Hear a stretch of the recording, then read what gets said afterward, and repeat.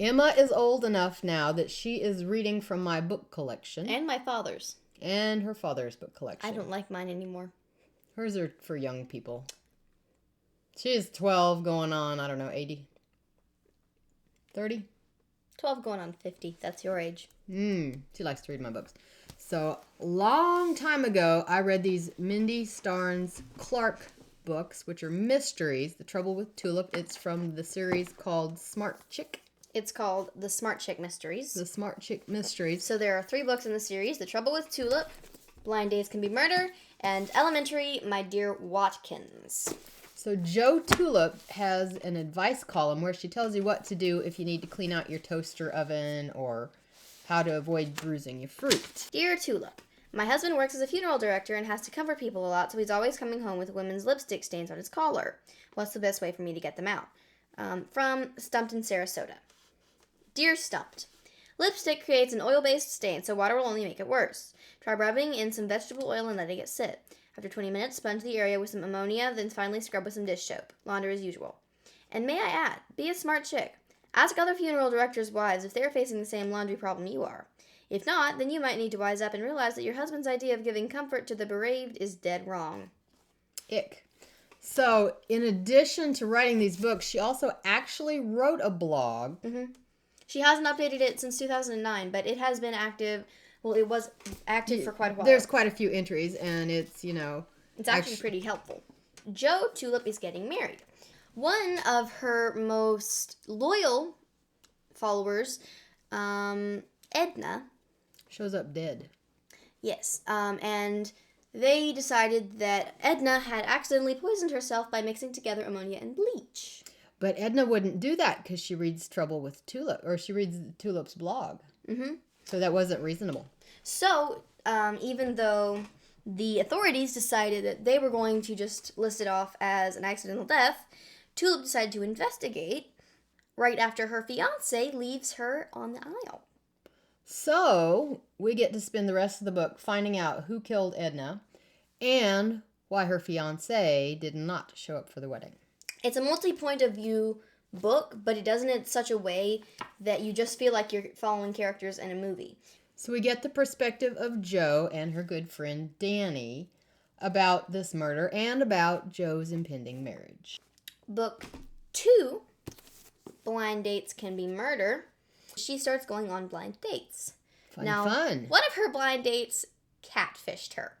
Well, he put on his profile that he was quite a lot younger than he was and showed a very much older photo of himself. So it was not someone she was actually attracted to. And then somewhere in here, a blind date dies. That's actually the blind date who catfished her. Oh, okay. The blind date who catfished her has asthma, and they went to go on a date, and right in the middle of their date, he drops dead.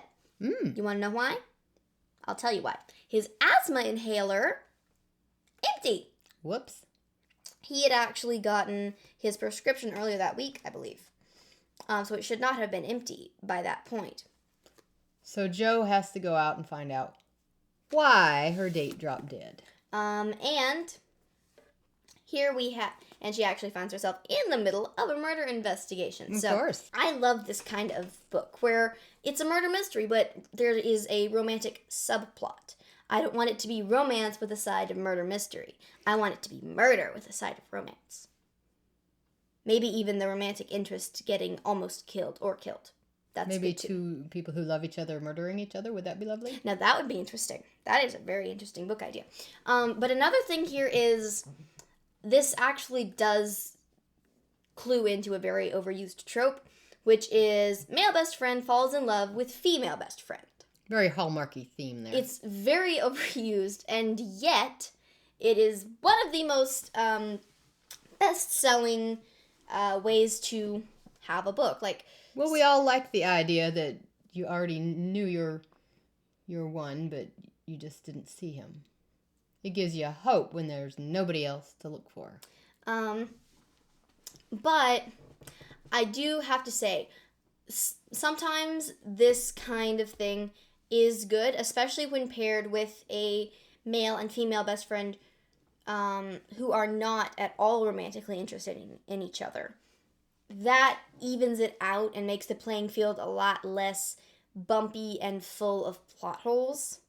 It's not a bad trope at all. I actually quite like it. And she does it well.